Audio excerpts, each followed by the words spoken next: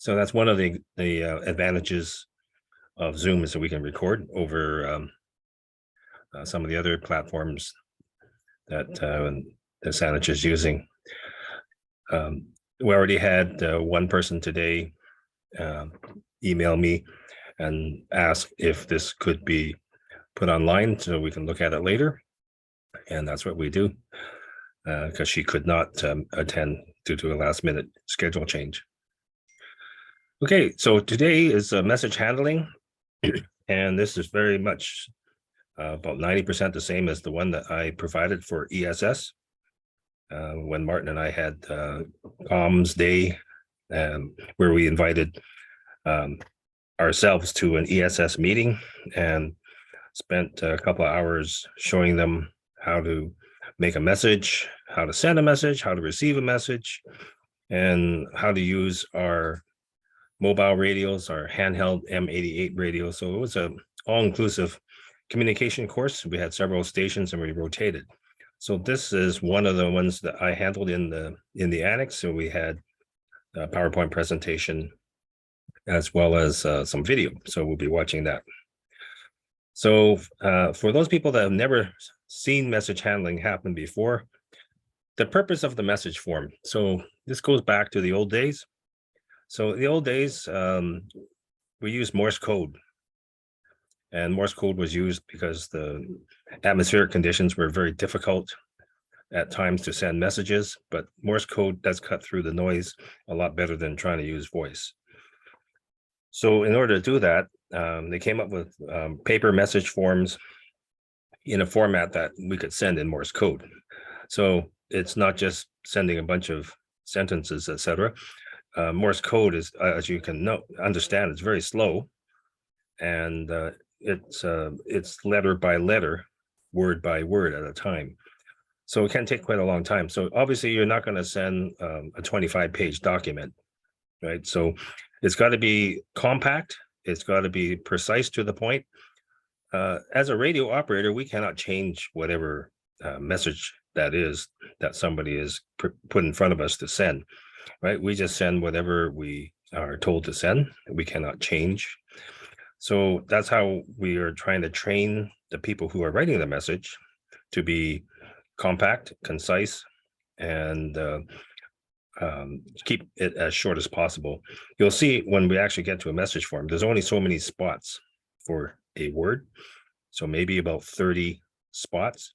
So that means your message has got to be 30 words or less.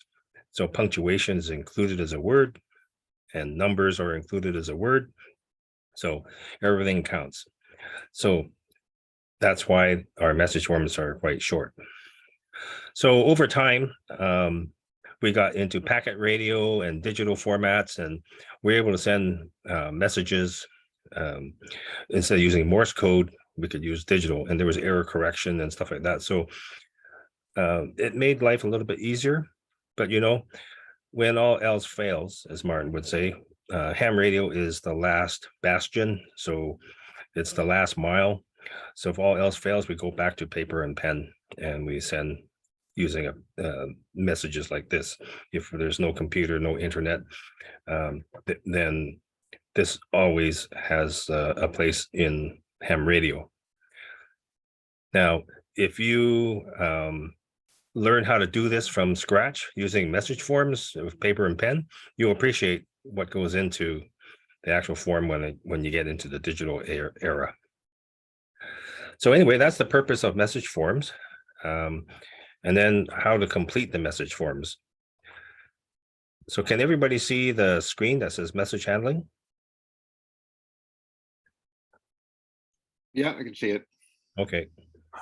So now let's watch some videos showing how to create a message using the form and how it's sent. Okay.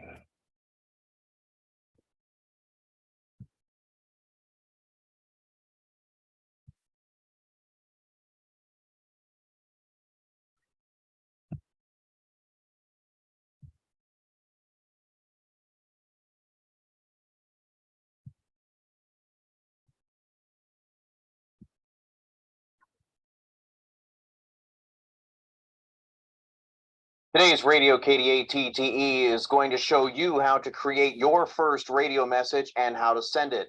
We're going to do this in 3 parts. The first is to create your own radio message using the correct structure. Number 2 is how to transmit it on a traffic net using correct voice procedure. And number 3 is going to be again how to transmit, this time using correct procedure with CW, which is to say using Morse code. Stick around.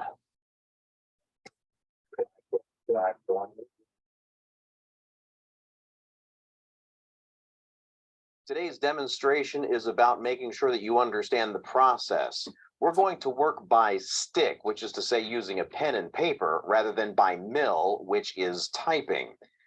Good operators who are experienced very often will work by mill, but when you're just learning how the process works, it's very helpful to work by stick so that you can see very slowly how things actually come together. You develop a better understanding, and then you're able to work much more smoothly.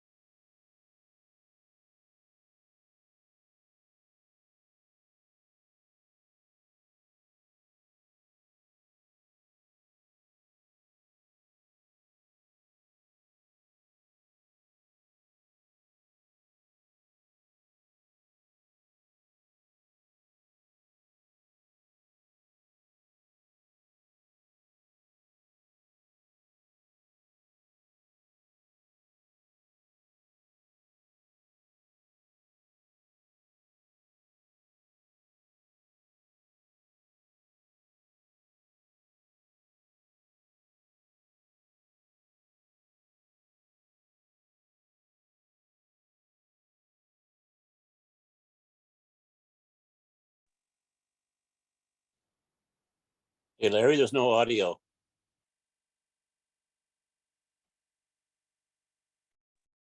No audio now or no audio from the beginning?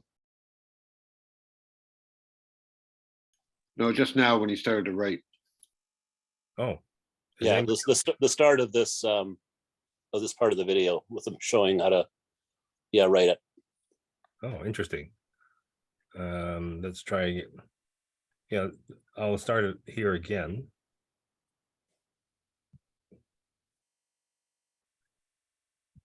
can also put your phone number in there. How about now? So let's say that this is Audio. Columbus, Ohio, 43215.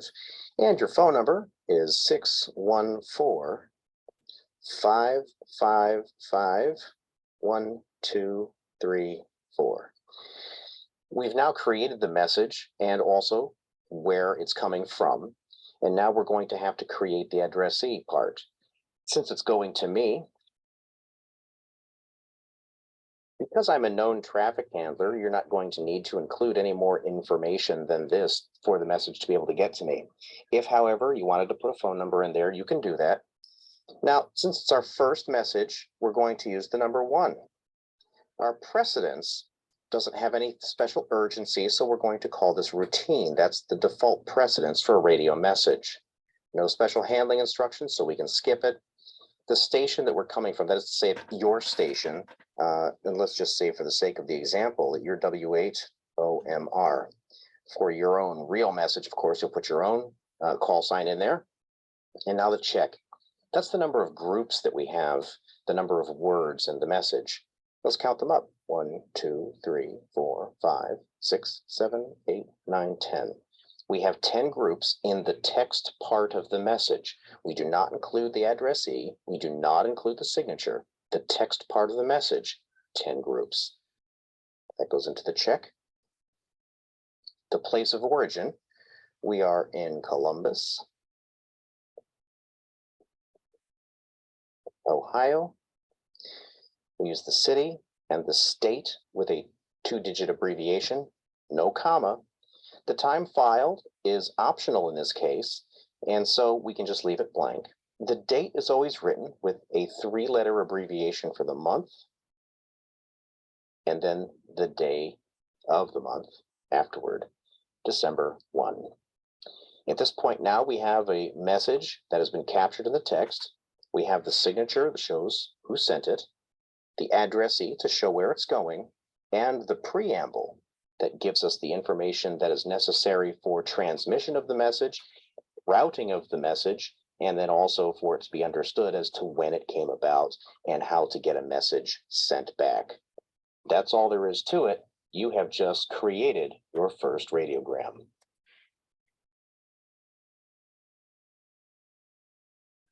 Okay, so that finishes the first video.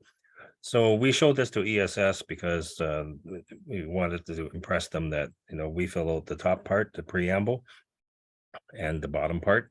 They're only concerned with the middle part, which is the text. So we wanted to show them, typically what happens is we do a face-to-face, and they would give us the message on a piece of paper, and then we would have to translate it into a message form. So trying to save some time here by having them fill out the actual message form, just the body of it, and then we can fill in the rest and then transmit it. So that would save some time. So they were quite appreciative to see that, and we all agreed that it would save a lot of time if we didn't have to do 2 steps like that. So that's why we introduced it to the ESS group. So let's look at the next one.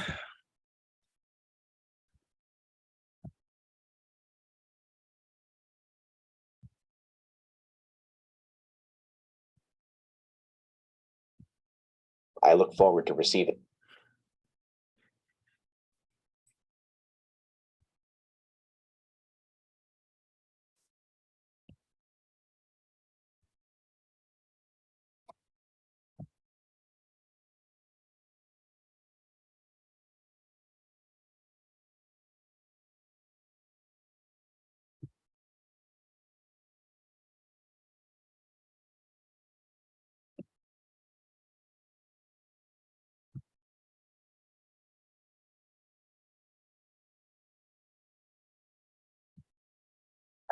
November 10th, Europe.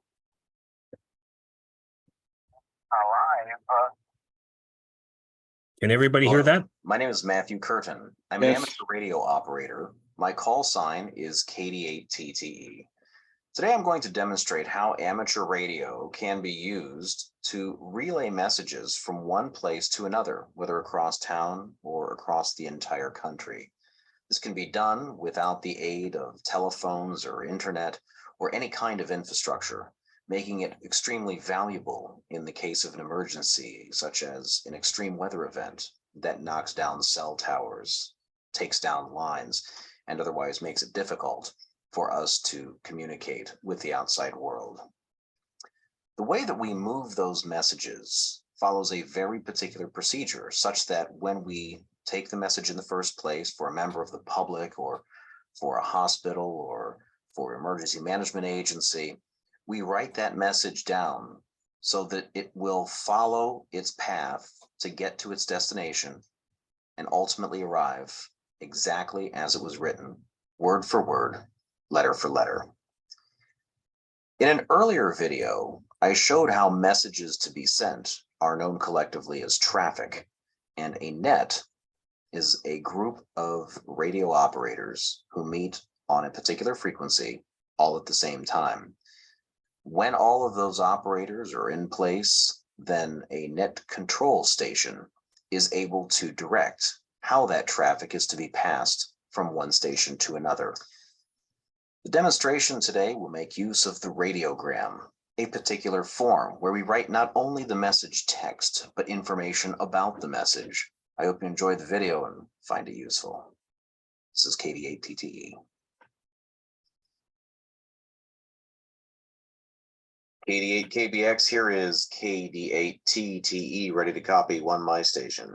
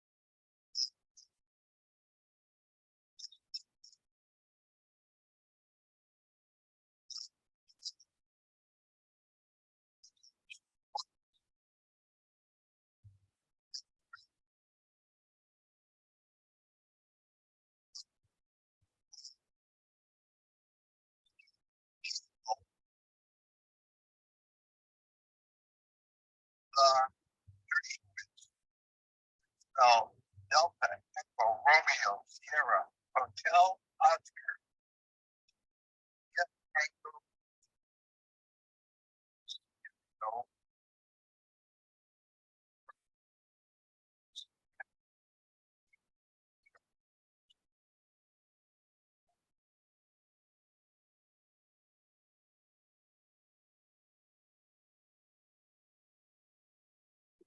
Roger 1-4, thank you, KD8TTE.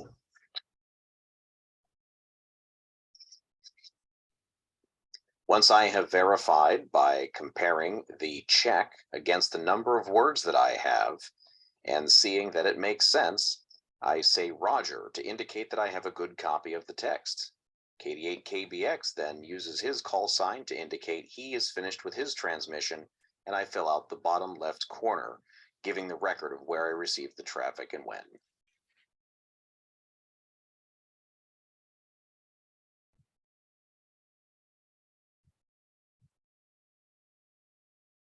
Okay, anybody have any questions about those two videos? One was to show you what the message form was all about, and then the second one was to show you what it looks like when somebody transmits it. Larry, I didn't get the audio for most of that. Anybody else? Did anybody else get the audio for that? Well, yeah, I couldn't hear anything, but I don't think there was anything to hear. I heard a little bit of whatever was coming through his radio at the very end, but through most of the video, I don't think we were supposed to hear anything. Yeah, we heard the explanation on it. It was pretty staticky. Okay, let me go back to the other one now.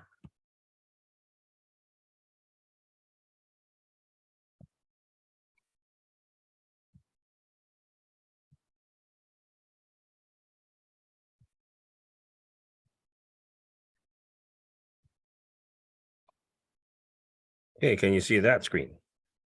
Yes. Okay. So we mentioned message handling. We mentioned verbal face-to-face. So somebody's sitting right in front of you and just reading it to you, and then you writing it down. That's one way of doing the message. Verbal, you saw radio to radio, which was what you saw there at the last video. And then there's email, radio, internet, which is what we're mostly accustomed to. But for those people that have never seen an actual message form, this gives you the appreciation of where it actually came from. And if all else fails, like email, radio, and internet, at least you have a basis to go back to square one. So with message handling, what can go wrong? So face-to-face passing of the messages, it's a noisy environment. So you heard probably on the radio transmission there's a lot of static, and there could be interference from other channels, other stations using the frequency, especially if you're on HF. That's a noisy environment. If you happen to be trying to take a message in a reception center when there's a lot of talking and noise present, can be a challenge. Talking too fast. So that guy there was almost talking too fast for him to copy, but he managed to keep up. So that's why we say break a lot of the times. Language barrier or accent or too much content. So those are also what can go wrong with messages. When you haven't got enough room on the form to put your message, that probably indicates that your message is just too wordy. If somebody's talking to you and they have a French accent or some other language, that could make it a challenge to copy it down. Same thing for the radio to radio transmission. The sender is talking too fast or the receiver writes too slow. So if you have a scribe that is good at writing, then that's great. But if you're not accustomed to writing, and I know a lot of us haven't written for a long time because we've been accustomed to the keyboard, and we can type faster than we can write, and we can also read what we're typing, but sometimes cannot read what we're writing. Static interference, and that can also block the message. So message forms, the typical form is in duplicate. So the writer keeps the yellow copy for their record, and the radio operator will send this by voice, and or they may send it in the following format on the next slide. So sometimes the radio operator can give it to when they receive a message that's destined for the EOC, they would take a copy of that and give it to the runner, and then the runner would take it in and deliver it to the reception center manager or logistics or operations chief, whatever that message is supposed to go to. So that's why we have so many different copies. So you'll find in the SEP, we have some forms with 2 copies, some forms with 3 copies. So the minimum is 2 copies. So the message that you saw as an example in the video was from a ham to a ham. So really, there's no emergency program involved there at all. So here's one that Martin's filled out, and you can see how it's different. We don't use the call sign. We can say where the station is, and that's logistics, and where it's coming from was the reception center. And we do use the time, right? He didn't use the time. It wasn't important to him, but it is important to us. And the date, and where it's going to, and where it's coming from. So there's the phone numbers that you saw him writing in there. And you'll see the use of the X in the body of the message, indicating a break in thought, which basically replaces a period. So that's, we do use punctuation, but most of the time it's just the X. So this is what a typical message form that we would use would look like in our situation. Here's another example. So this is very close to the message forms that we have in our radio room on the shelf. And Martin can probably fill in, where else do we have message forms, Martin? Are they in some of the kits? They should be in the red boxes at each of our reception centers. Okay. And these forms are in triplicate.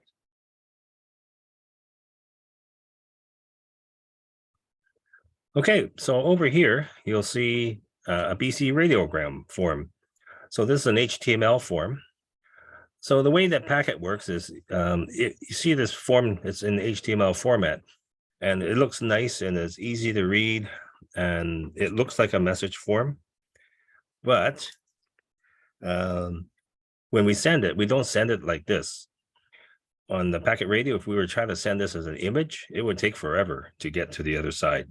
So it's not necessary to do that. So what they do is, in Packet Radio, this is encoded in HTML format, and then it's sent that way. So when the other station gets it, and the Winlink program is receiving it, the Winlink program will recognize that this is an HTML format, and it will open up a browser on that computer. And then it will look just like this when it comes out on the other side. So even though we didn't send it as an image, the image is recreated because it's using this special template. And then you could just hit the print button on the program and it would print it out just like this. And then you would give this message form to the runner, and then the runner would take it to whoever it was supposed to go to. Rather than having, as you understand with packet radio, if we were just trying to use something without a template and just type in those words, it would just look like a bunch of words on a blank piece of paper. So this gives it some form and format, and we'll show you just how to bring this up in Winlink Express. Okay, so here, so when you actually fill this in as a form, it jumps from field to field. So it makes it very easy to fill out this pre-populated form. So in addition to the message form, ESS does not do this part, but we're supposed to do this part. When we get an incoming message, not only do we get it on one of those forms, but we also have to record all the messages as they come in. When did they come in? What was the message number? What was the precedence? And who's it from, etc. All this information is stored on this log sheet. So we have an incoming message register, and then we have an outgoing message register as well. So here's another example of a message log.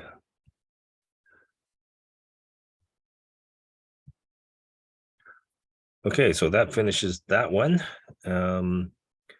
Stop sharing this one. And I'm just going to go over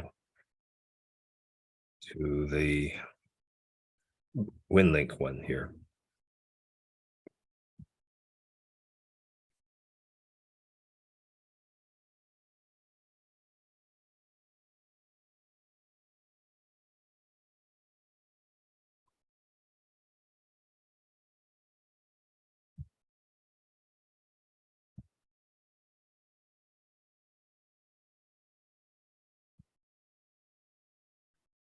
Okay, can everybody see the Winlink Express screen? Yes. Okay, so how do we bring up these templates? So it's under here on message. And we say new message. Okay, so if you're doing this at home, you may not actually have these templates, and then we will have to load them in. So we select a template. So there's lots and lots of templates. So let me expand these X's here. See all these? Each one of these is a subdirectory, and there's more and more of them.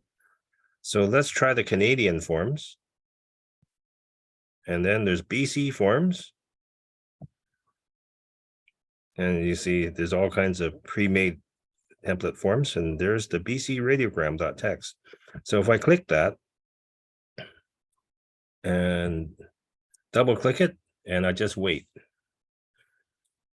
So it looks like it's not doing anything, but did this screen change for you as well? Yes. Okay, so this brings up the browser automatically. So this is your BC radiogram form. So it automatically numbers your form from where it was before. And then you can change it to, routine, emergency, priority, right? So these are handling instructions. We won't go into those today, but, there's help here. And there's the abbreviation for all the different H handling instructions. So if you have Winlink on your computer and you have this in there, this can be put in there as well. So every time we update Winlink Express, all these forms are updated as well. So it's already pre-filled, the station origins VE7SEU, and the check is 0 right now. And, we can fill in all these. Look at the time, 1933. So that's the time right now, and there's the date. So we didn't have to do anything, right? So it's already done. But if you want to change it to UTC, just check this box here. So let me see what happens to the message text here.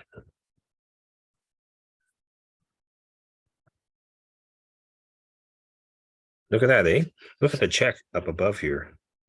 So it says there's 4 words there. So it's automatically already checking, so you don't have to count. So you see how this is very useful.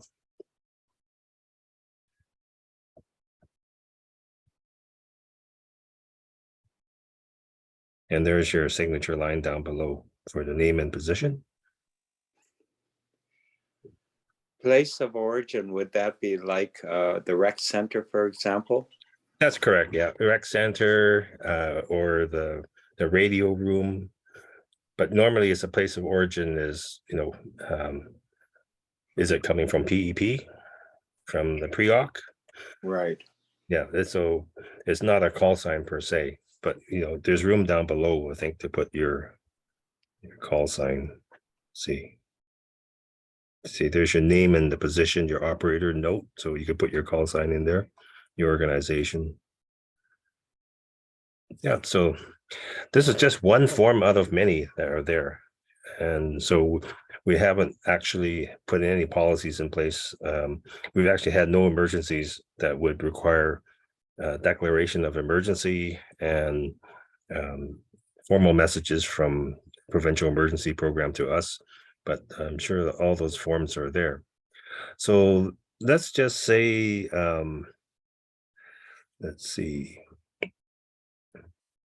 station of origin number, yeah. So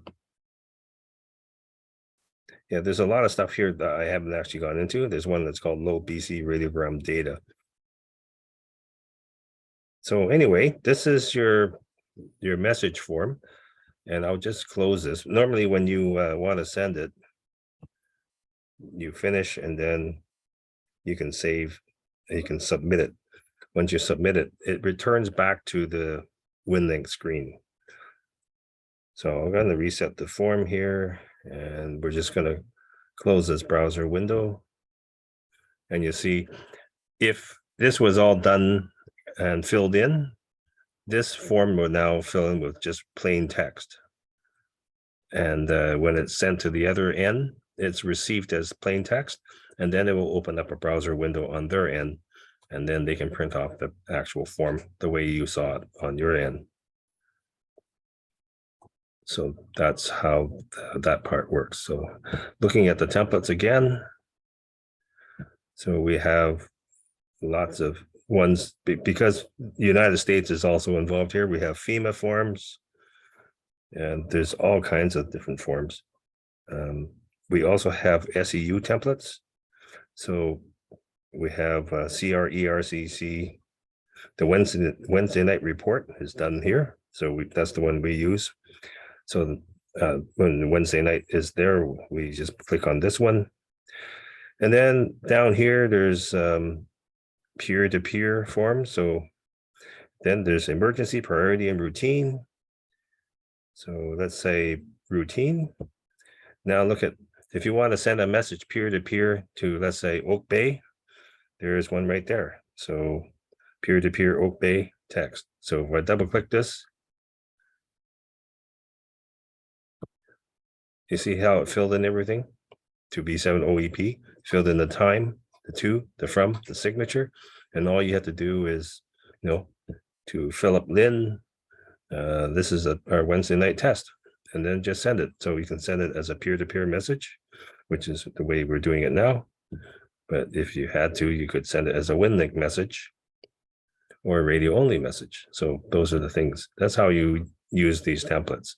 So you probably never gone down that deep into the templates, but that's how we use templates as a ham radio operator, as opposed to just ESS.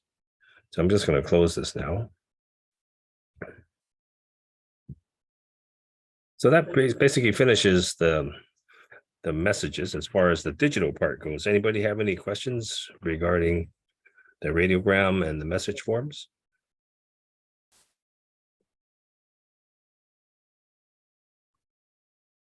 So today we were dark, but we actually did get one message from VE7NSP, and there's their Wednesday night report. And this is what they sent in. So this is what we normally do. Martin and I, on a Wednesday night, we tabulate how many check-ins we had, and we print this out and we send this to to the net control station via V7RYF-10, which is our local mailbox in the CRD. And then everybody can go there to send it, and then the host EOC would go there to retrieve all those messages. Then they will look just like this.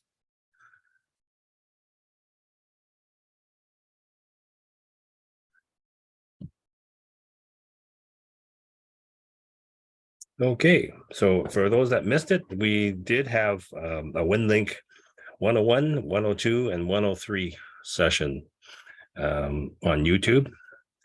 So if you go back to your emails, you'll see that I've attached the links to those videos as well as the PowerPoint presentation. So feel free to review those at any time. And eventually I'm going to get around to sending these links out to the rest of the CRD so that they can be a resource for the rest of the community. So I'm just going to stop sharing this screen now.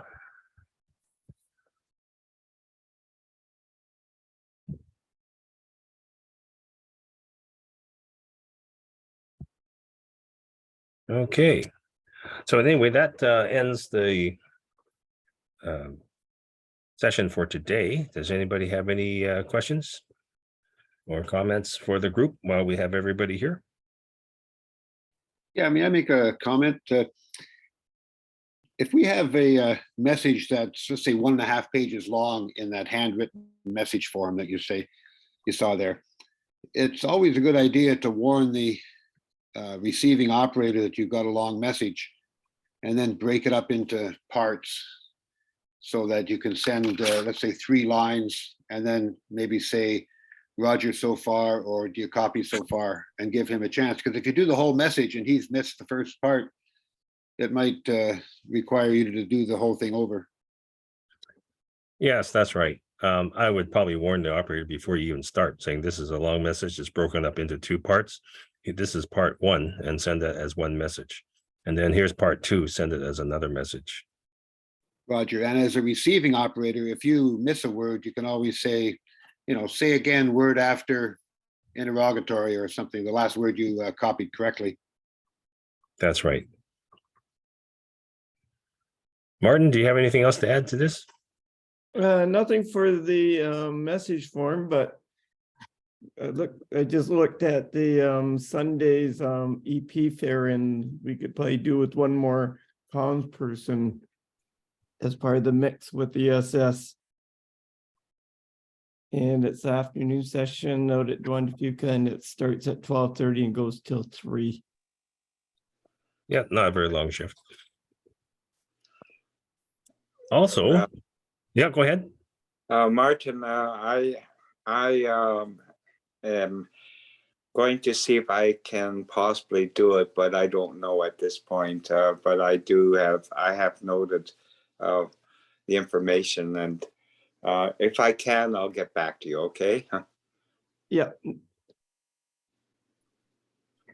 And while we're on the topic, in June, the last Saturday of June is field day. And so what we generally do is we send the trailer up to Mount Tommy, and we sit up there and we try to communicate with as many people as we can.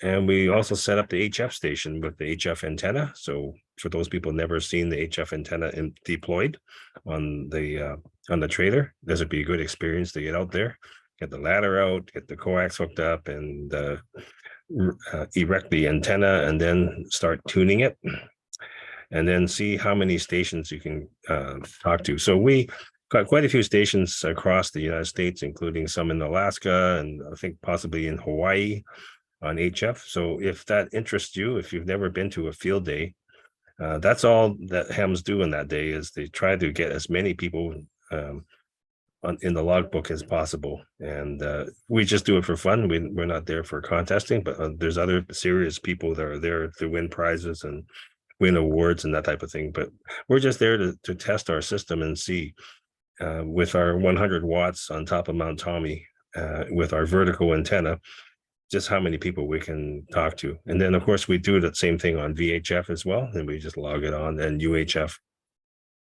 You'd be surprised on what, depending on the conditions, just what's involved.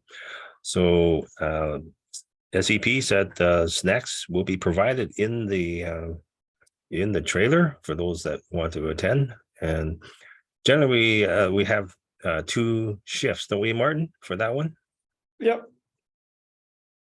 There's usually one shift that starts when we open up shop, which is about 8:30. I think in the past it's gone to about 12:30, and then the other crew goes till something like 4 o'clock or something like that. We'll have to figure it out. There's about a half-hour overlap. Yeah. And I probably will say 4 o'clock because shift change for the fire department is at 5. So we want to get them back off work in a timely fashion. Yeah, so a good experience if you never worked with a trailer before on how to use the radio equipment, how to refill the generator with gas and because obviously we have to generate our own power up there. There's been other times where maybe Victoria shows up and they have their trailer next to us. And so sometimes we have more than one. Other times we're all there by ourselves, and we'll be provided with handouts and stuff because the general public are pretty nosy, and they come up to us and say, like, what's going on? And then we give them the handout, and you never know, we could get more volunteers that way. I would say for the handouts that we have to filter out the cruise ship folks because throughout the day, the cruise ship, the buses come up there and people start snooping around. So I don't think our local handouts will be effective for those off the ship.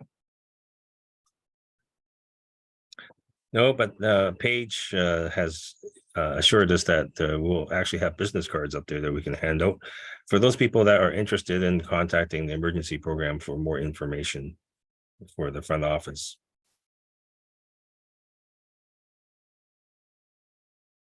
Anyway, if nobody else has any further questions, I would say that this session is now finished, and I'll turn off the recording. Ask a quick unrelated question.